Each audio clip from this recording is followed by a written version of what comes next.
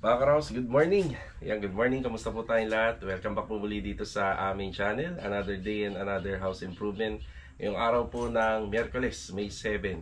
So ito mga Karaos, update tayo. Meron tayong ginagawang project dito sa Phase 3. So yung isa-isa nasa 95% na. Konting accessories and installation na lang. Then general cleaning.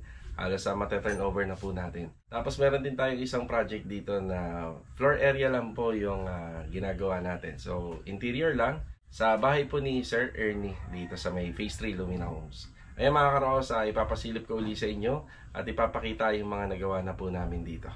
So let's go! Samahan niyo po muli kami ngayong araw na to. Enjoy watching po! Tara! Nandito tayo sa Phase 6. Ito, good morning sa mga client owner namin. Ipagpapatuloy natin yung trabaho dito. So kahapon umulan uli. So tingnan natin ngayong araw ng Miyerkules kung simula ganitong umaga hanggang hapon kung ganito kaganda yung weather. Sana umaraw muna maghapon para hindi tayo mantala rito. Si Rusty, good morning Rusty. Good morning. Yan ang ipagagawa po natin dito. Alam nyo na yan kapag may Armina project tayo. Tsaka Angeli or Angelic. Yang medyo agwa sa ibabaw po ng ng porch o sa main door, pinatatanggal po natin yan kasi nakakaapekto yan sa renovation ng roofing. So kapag nagpagawa tayo ng roofing process, so babalik po yung mga tubular natin. So isang straight po yung roofing process nito at saka installation ng PVC roofing. So prone siya sa tulo kung hindi natin yan tatanggalin. Kung hindi naman natin tanggalin yan, nasa ilalim yung trusses natin at bubong sobrang baba, tapos wala nang silbi kung bakit may canopy pa. So tatanggalin natin yan, sisinsilin natin ang gusto hanggang sa ma-flat. Tapos papalitadahan natin para maging flat yung pinaka-wall nya. Then mag-start na tayo para sa balangkas. Marvin, good morning Marvin. Good morning. Yan. Wall plastering pa rin po rito. Richard, good morning. Good morning. Yan. Isa pa sa mga gagawin dito, yung demolition nito, itong wall na to pati dito banda. So lahat yan kapag na-demolish siya, ayusin ng palitada. Tapos kasabay na yan, habang nandito yung mga welder natin, bali magpapagawa na po tayo dito ng hamba gamit po yung tubular. Tapos yung pintuan na nandun sa likod, yun ang ililipat dito.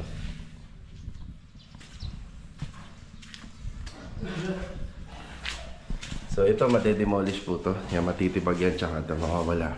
Tapos papatanggal din po natin tong PVC na hamba dahil papalitan po natin yan ng pintuan. Dito sa taas, tinanggal na namin yung mga pinto kasi yung ibang part dyan kailangan ng tabasan. Gawa ng sasayad po siya dito sa bandang ilalim ng flooring. Tapos yung tiles natin dito halos okay na. Ayan, naka-install na yung tiles, lilinisin na lang po to. Tapos wala pa nga rin po palang breaker and wiring po tong unit. So isa rin po sa ipapasikaso to ni client. Pero may mga existing siya. Yun nga lang kung tama yung mga topping niya, kung tama. So hindi pa natin na-test. Wala pa ho kasi siyang breaker.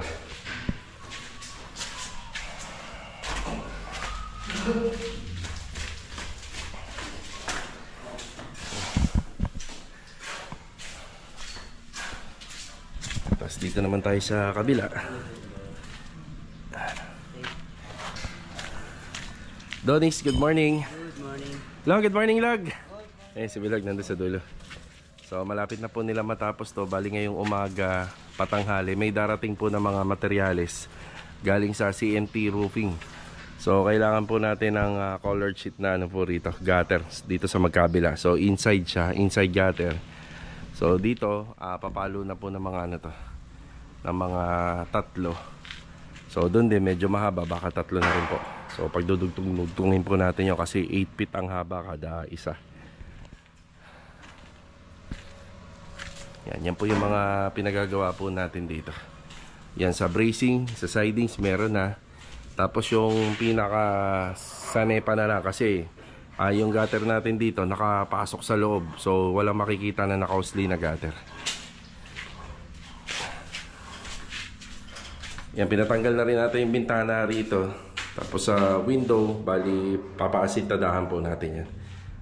Para pure na na lang po siya, pure wall na lang, concrete wall.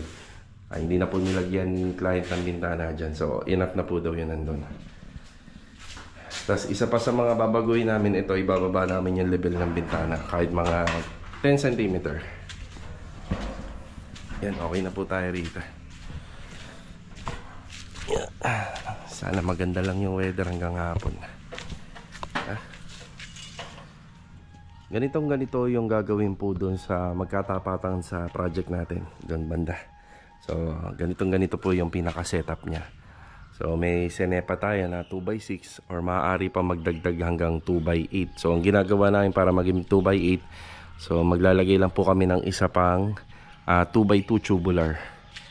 So ganyan na ganyan yung setup niya. Tapos naka hard deflex insulation. Yan, kahapon nagdala po ako rito ng stainless gutter. So itong dalawang stainless gutter na to na 304 smoke stainless, gagamitin po natin to sa likod nito, yung second floor. So medyo nabubulok na po talaga yung gutter doon, kaya napag-usapan namin ni client na palitan. So kasama to sa kontrata. Ayan sa amin. Okay. Meron pang ibang mga nabaklas dito galing sa kwarto. Magagamit pa po natin sa insulation. Yan na. Tara. Okay, after ko naman galing sa phase 6 project natin dyan sa Lumina. Yan, pumunta muna tayo ng hardware. Yan, bibili po tayo ng cutting disc at saka ng lubid. So gagamitin natin yung lubid para makapag pull out tayo ng mga ide-demolish po dun sa roofing process dito sa Riego de Dios project, tsaka cutting disc. Yan. May nabili naman na ako na ano doon na welding rod. Marami pa naman yun. So yan, kailangan natin ng welding machine doon. Ito yung lubid. 15 meters lang, pwede na to. Yan. 15. Thank you, te. Yan, bali, ito yung ating lubid na 15 meters. Tapos ang cutting disc 10. Dadali natin sa Riego. So ito yung purchase natin. Tara.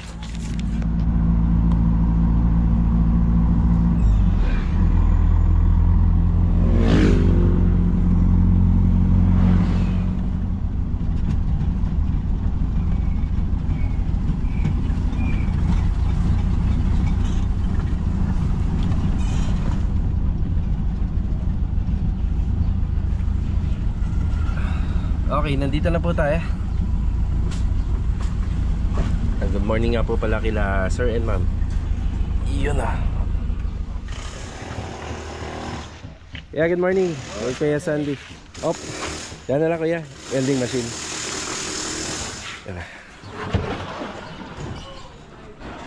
Bali, pinabaklas na po natin yung bubong. Tapos unti-unti na rin po tinatanggal dyan yung mga roofing process. Yung eaves o yung bulada dyan, tatanggalin din. Yung sinepa, tatanggalin din. At saka yung mga flashing.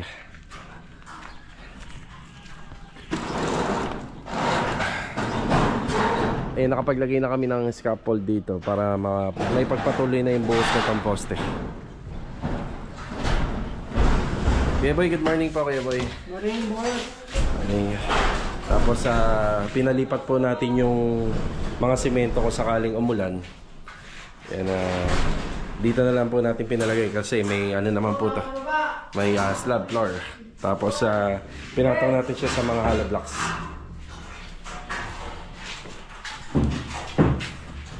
Tao, saglit okay.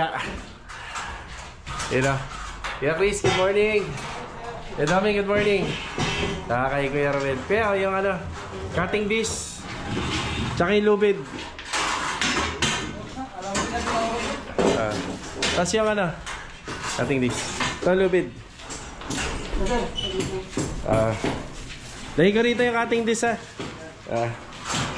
yan, pinagtutulungan na po nilang baklasin to. Tapos kailangan natin yung lubid para suporta dun sa mga mababaklas. Hindi po kaagad na matanggal or hindi po kaagad bumagsak. So 15 meters lang naman yan. Malaki tulong yan dito. Ayan, de-demolish na po nila to. So ang kalaban lang talaga namin dito yung ulan. Ayan, ulan lang talaga.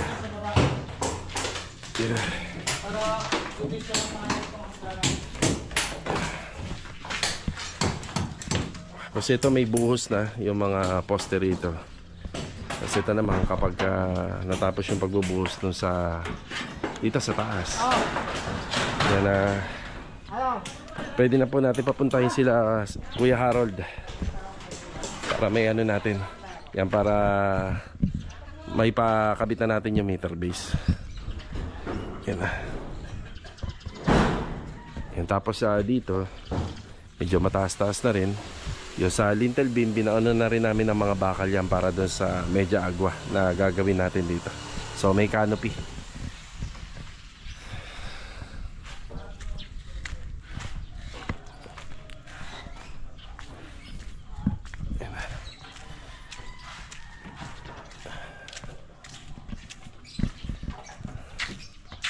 Naglagay kayo ng hagdanan doon, o kuya, no? Oo, tama yan. Oo, tama yan, kuya. Yan, ginagamit na ni kuya yung lubid. So, yung may hagdanan tayo doon, yung hagdanan na ginagamit natin dito, kasi sobrang tarik. So, yun ang magiging ano natin dyan. Yun yung magano tayo, magbabaklas. So, for safety na rin yung lubid kung bakit bumili tayo. Tapos sabi ko sa kanila, yung yero itatabi. Titingnan natin yung condition yan. Tapos yung chinichiping ka ni Kuya Boy dito, yun ay yung paglalagyan ng panibagong location ng breaker dito sa loob.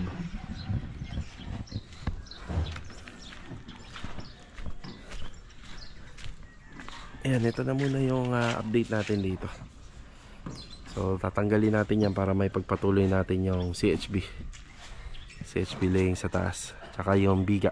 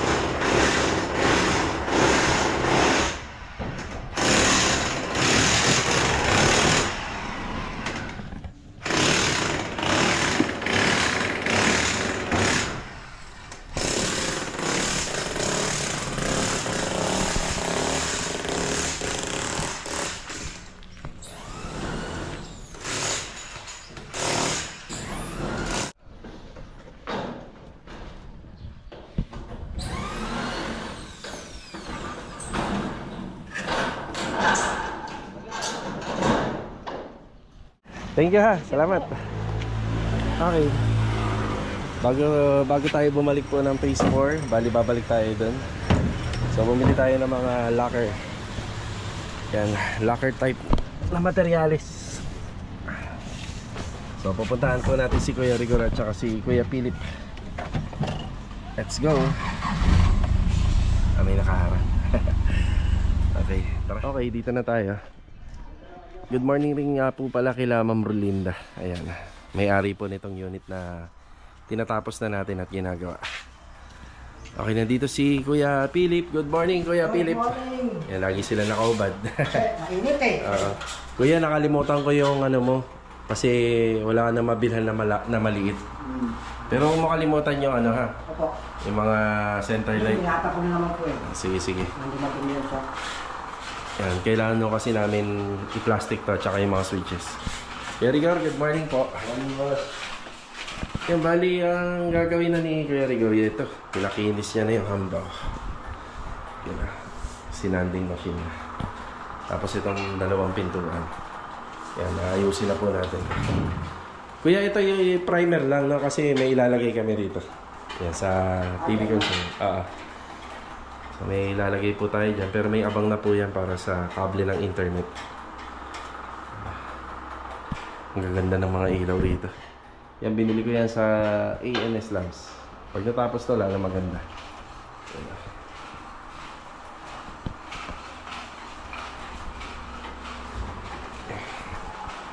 Kompleto naman ang gamit.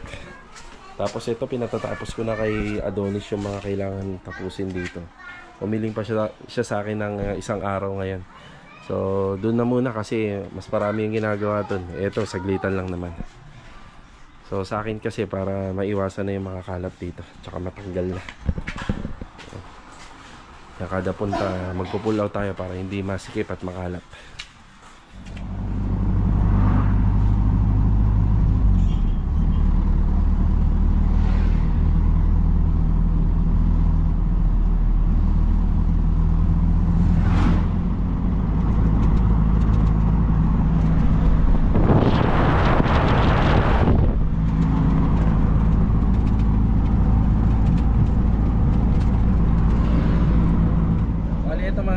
Sa break time na, pero hindi muna tayo manananghalian. Dediretso po tayo ng Imos sa Tugings. Yan, bibili po tayo ng additional na scaffolding, pin lock at saka cross braces na magagamit po natin sa mga renovation. So let's go, tara. Okay, dito na tayo sa Tugings.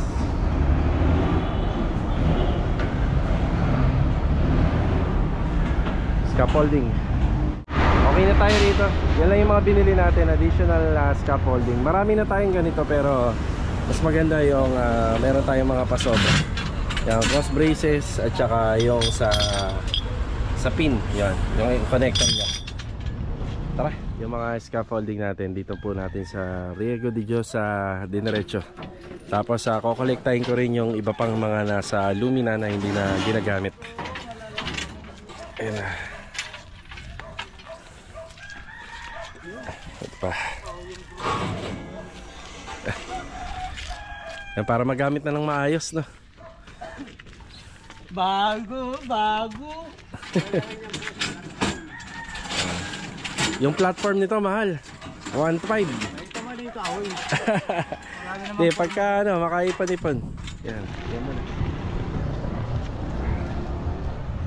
Galing po tayo rito sa All Home. Yan, malapit po sa atin. Yan, bumili lang po tayo ng L-bracket na gagamitin po natin dun sa projector dito sa project natin sa Block 9. Yan, Block 9 Lot 5. Resibo na saan? Ito yung resibo. Yung 300. Tara. Okay, ito nakabalik na tayo rito sa phase 3. Ito yung sitwasyon dito. Mukhang paulan na siya ng malakas. So araw-araw na umuulan. Yan, konting-konti pa. May kabit na yung floor drain dito. Yan yung floor drain. Tapos yung additional na po natin dito, clean out valve para sa septic tank. Shoutout nga po pala kay ma'am sa kapatid po ni client. Yan, nandito po siya kanina. Tapos may dala na siyang curtain. So ito yung ikakabit po natin sa mga windows. Tapos dito. So kanina sa lakad ko, gahanap ako ng bracket na pwede po sa wall, sa side by side nito. Ginawa namin curtain box para madali lang pong tatanggalin kung sakaling papalitan po yung kurtina. Tapos hindi pa po namin ito kinakabit, sabay-sabay na lang. Ito at saka dito, sabay-sabay na lang po yan. TNB.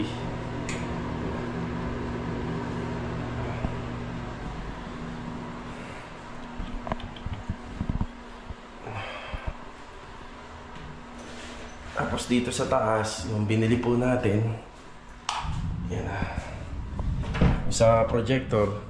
So gagawa na lang po namin ng paraan yan para makikabit. So ito na yan. Yan, bali dito yun sa ibabaw. Yun yung binili kong bracket kanina. Tapos hanggang dito po siya kasi 180 cm lang to. Tsaka hanggang dito. Yan, sa ibabaw na po yan. Tapos sa floor drain, para dito yung binili natin. And doon, may floor drain po tayo doon sa tulo. Yan, bumili ako ng isa kanina.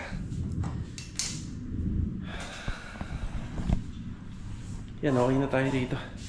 Konting-konti na lang to. May mga konti pa kasi dapat pa ikabit. Kasi yun yung kortina na gagamitin sa baba. Tapos idagdag ko nga po pala, kailangan po natin gumamit ng isa pang wall flashing. So akala ko nung una sapat na yung mga unang binili natin na materyales para dito sa taas. So minabuti ko rin makausap yung sa kabila kasi syempre alam naman natin na dikit-dikit yung mga bahay dito, mga merong pagkakataon po na magkakaroon po tayo ng siwang sa gitna. So tayo ho kasi yung huling gumawa bago tayo dumikit po doon. So syempre magkakaroon po tayo ng problema kapag tag-ulan. So kailangan po natin ito. So bumili pa tayo ng isa pang wall type na wall flashing na ilalagay po natin doon sa taas. Pero makikita natin dito sa project natin na to, maganda na siya kagaya rito. Pero medyo marami pang kulang. Kagaya nito, yan pinapasok ng tubig yung pagitan kasi meron siyang siwang sa taas. So ayun yung makikita natin. Ayan, may tubig siya. So dito sa may bandang harapan ng bubong, yan bali waterproofing na lang ang kailangan nito. Tapos ito nga po pala yung binili natin kanina. Para dito, yan, lagyan natin siya ng floor drain para may strainer.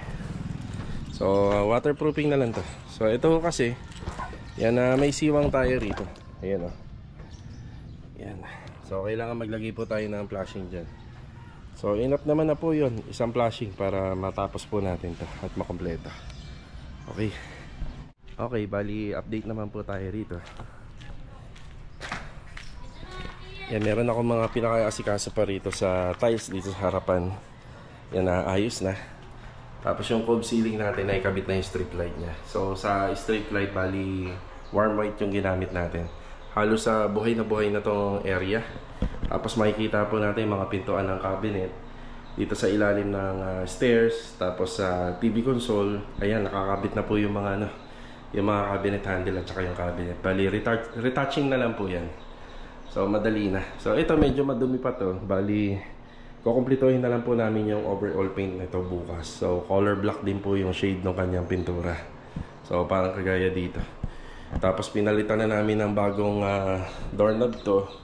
Tapos meron na rin po siyang double lock, single deadbolt. Then may spring type na door stopper. Ayan, spring type. Tapos ibabalik na lang po namin yung dito, yung sa cover po ng ating breaker. Tapos yung mga yung mga sa Korean blinds hanggang ngayon hindi pa muna namin ibababa kasi may mga konting retouching pa. Napakaselan po kasi ng tela niya kapag namantsahan yan. Medyo mahirap pong linisin. Yan. Tapos dito, linis na lang talaga. Yan, linis na lang talaga to. Halos turnover na. Kasi ang mga kornisa, yan, naumpisahan na po yung masilya niya. Tapos bukas matatapos to. Tapos yung sa hagdanan niya, ito, napakaganda na kapag nalinisan na. Yan. So, importante rin yung sidings na ganito yung parang pinaka-setup niya. Yung iba ho kasi na nagpagawa din sa amin ito. So, hindi na po sila nagpalagay ng sidings dito sa gilid. Pero kapag natapos kasi maganda. Tsaka yung tiles natin, so, nasa isang diretsuhan lang po siya. Yan na. Yan, yung mga konting retouching na lang. Tapos yung polycarbonate na yon, ikakabit dito yun. Yan na. Basta natin na. So, dito siya ikakabit. Yan. Tapos maglalagay po tayo ng drop light dyan. Tapos ito naman yung lalabasan ng exhaust fan. Bali kulang pa yan. May ilalagay pa po tayo dyan. Bali day pala ngayon Sige lang. Bali day O nga pala. Bali day ngayon, Wednesday. Tapos ito yung drop light. Nailagay na rin dyan sa harapan. Tapos yung track light natin, tricolor naman po to. Yung track light. So ayusin pa namin yung pinaka-track light niya kung saan siya nakatutok. Maigi niyan dito lang. Pagdating naman dito sa taas, yung pinturado na yung handrail natin. So yung handrail, bali color black lang. Tapos dito naman, yan, di pa natin papalitan to. Papalitan po natin ng LED yan. So dito binaba na po namin yung mga Korean blinds kasi malinis naman na. Ayan, ang ganda niya. Yan, hindi pa nakikita nila Sir Ernie ito pero ang ganda nito. Yan. Diba? So nahalin tulad po dun sa ceiling na nilagay po natin. Yan. Tapos may cabinet handle na rin po yung closet natin. So nakabit na rin yung ating mga doorknob. Tapos may door stopper na rin po yan. Yan, sa tigi-isang kwarto. Ganda. So ang ganda na po nung gawa natin dito, pero may mga kukumpletuhin pa tayo. So may mga kailangan pang kumpletuhin. Okay. Bali yung cover na lang ng mga switches and outlet. So, cover na lang. Halos okay na. Ayun mga karos, kita-kita na lang po ulit tayo for the next video. Ayan po yung update natin dito sa dalawang papatapos na project natin dito sa Phase 3. So, maganda na po yung bahay. Interior, malinis na. Pero may mga kailangan pa po tayong kumpletuhin. So, sa araw-araw na lilipas, yan, mas lalo natin mapapaganda to. Okay? Hanggang dito na lang po muna. Ito, paalam po. Let's go! Dah.